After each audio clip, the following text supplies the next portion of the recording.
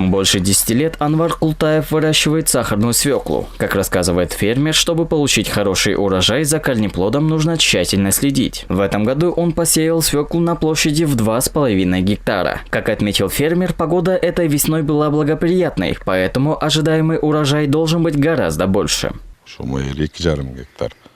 В прошлом году засеял свеклу на площади в 3 гектара, но из-за засушливой погоды урожай был слабый. А этой весной были дожди и погода была хорошая. Думаю, что с 1 гектара будет примерно 70 тонн. За свеклой надо ухаживать, давать необходимую подкормку. Но многое зависит от погоды. Если урожай будет хорошим, то в следующем году увеличим площадь посева.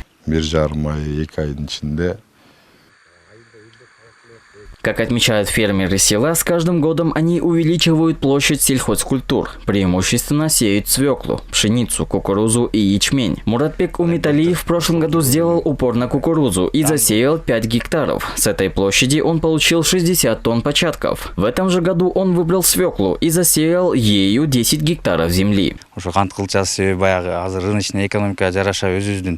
Каждый фермер, разумеется, думает о рентабельности его продукта. Сейчас наиболее стабильная по цене – это сахарная свекла. Из-за госрегулирования цен при закупке нашего урожая мы знаем, по какой цене будут скупать свеклу, и поэтому уверены в этом продукте.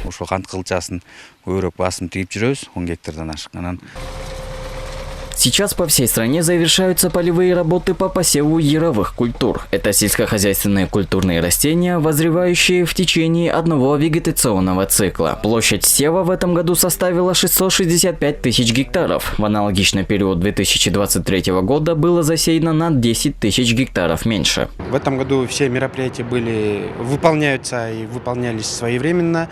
В принципе, по ИГСМ не было никаких проблем со стороны министерства. Соответствующие работы вовремя выполнялись, и соответствующие действия как раз-таки проводились своевременно. В этом году мы делаем упор на более высокомаржинальные культуры. Это именно по посеву сахарной свеклы, те культуры, экспортоориентируемые, как раз таки, которые могут принести больше дохода для наших фермеров.